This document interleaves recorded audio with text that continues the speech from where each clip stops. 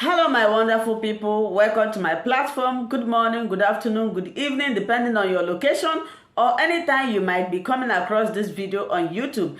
Please, after watching, subscribe. This is a very wonderful channel where we upload videos daily on what is happening in Nigeria. I believe you are going to enjoy this video. Please subscribe, share, like, comment, and tell us what you think about this video. I appreciate you all. I appreciate your massive support. I appreciate those who will subscribe. I appreciate those who will share this video. I appreciate those who will comment. Thank you so much for watching. May God bless you all. Ladies and gentlemen, humbly I stand before you to discuss a topic that our society discusses in whispers.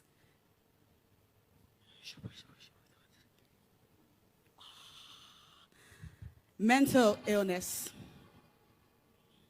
Many thanks to SH0CKER, who has endorsed this conversation by giving my team and I some precious talk minutes on this prestigious altar. With me somewhere in the congregation are my people wearing this. Please come. My name is Charity. I am popularly known as Chacha. I am a wife, a mother, Nollywood actress, and founder, Meticulous People Foundation. Thank you.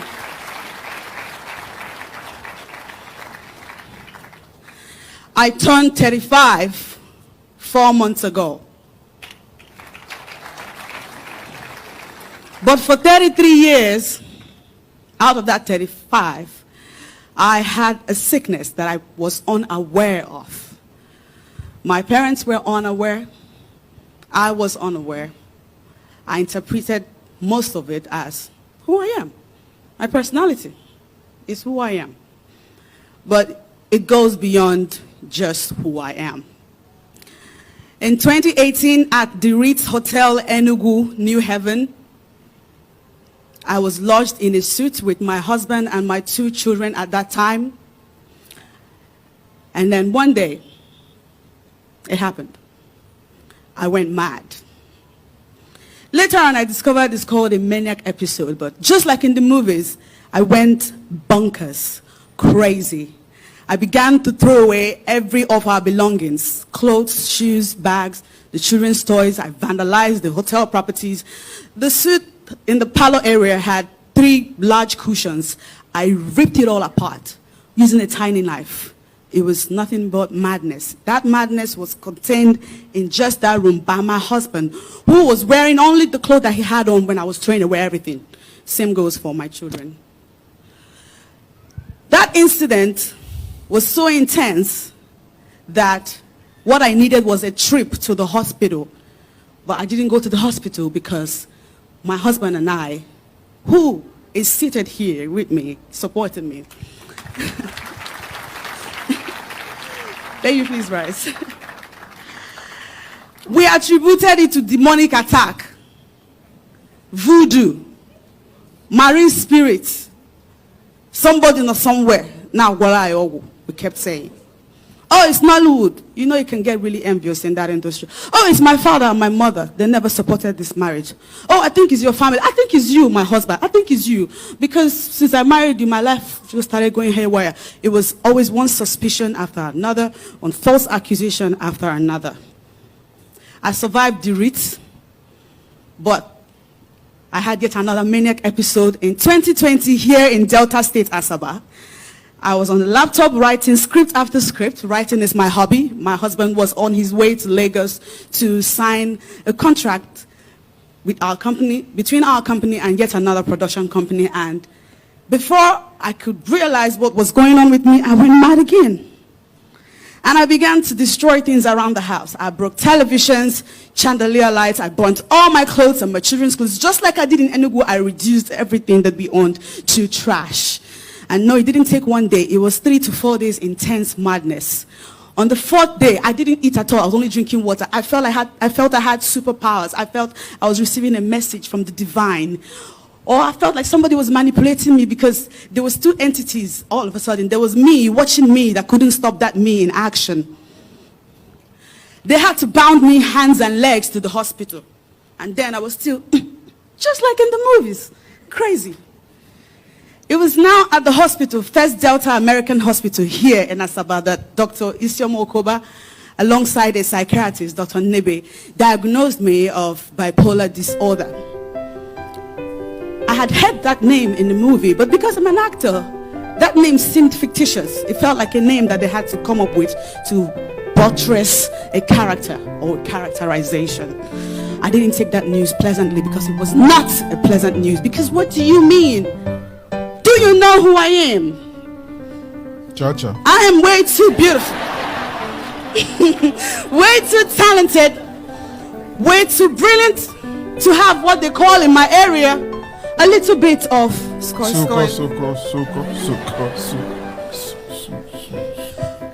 And that news came accompanied by yet another news that I found very impressive. All of a sudden they said I was pregnant. We weren't expecting a baby, but I love babies, so I was like, yeah. I can't get away. I don't know what you're saying, bipolar, what? And so when they gave me drugs to take, when I went home, I was flushing the drugs down the toilet. I had a friend, I still have a friend in the US who bought me pills worth thousands of dollars. It was a 6-month supply for the disorder. But my head didn't agree with that news. So I called her and said, I won't take them. The Lord told me in my sleep that those drugs are not for me, I'm fine. And then I now attached the news of the pregnancy to my denial, saying that if I keep taking these drugs, the tendencies of the baby in my stomach coming out as imbecile is there. So no, I'm not going to take it. And so I went through that pregnancy without my pills. But I never stopped going mad. Only this time was small madness. But then, when I had my baby and resumed work, the stress of the work began to jam my brain again. I had yet another episode. Just like in 2020, I had another episode in 2021. I had that episode in 2020. Every year there's always episodes. Hypomanic and manic. This particular episode, I burnt all our wedding photos, all our vital business documents, destroyed all our clothes. We had no clothes again. It's what I do. I did that every time. Not anymore, but it was a habit. Many times people would not see me on social media. They imagine I'm living an introverted life. While that is true, I've been living in a world in my head. I didn't even have clothes to make appearances anymore because I wrecked everything that I had. Until I had a last manic. The last manic that I eventually wandered off. On the streets, many are raving mad. Naked.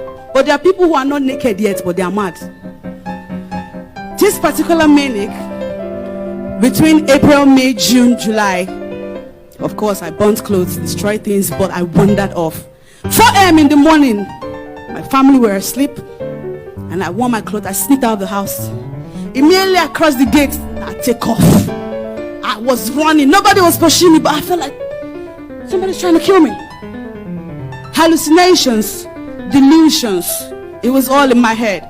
I ran to Lagos. It wasn't enough. I ran to Ghana. Not Bali, not Kweli. It is what it is, Pastor. Yes. It took the grace of God. God loves me to remind me of home. Because I love my husband and my 4 children at home, including a 1-year-old. But then I suddenly remembered home and I felt like, okay, the reason I ran is because this man here, I was convinced in my head that he wanted to use me to do rituals. The nature of my work doesn't support the sickness that I have. I make pretense for a living. People pay me to be pretending to be who I am not. And I've done it for over a decade plus. So I'm a guru at it. But all that pretense began to backfire on me because I began to lose myself in the midst of it all. Characters that I do not recognize were now jumping out of me. I'd come on social media and write nonsense. Non-existent things. And because I'm popular, people take me seriously. They'll take those words that I said seriously. They didn't even know I'm talking nonsense. They didn't know. They didn't know. No, and that was the worst thing you could do to me then. If you say I could fight you. Because what do you mean? What ogo? Insult yourself there. On and on it went. I came back and they bonded me yet again to the hospital. This time Dr. Val's hospital. What's the name again? Cret Hospital. That's the 4th hospital now. One hospital after the other. And it's not like our bills were ever cheap. It's designer sickness, yo. Our bills used to be 700,000, 800,000. And it's not just the pills. The pills are not even that expensive. It's the aftercare, the psychotherapy that they used to give me that I was still combating.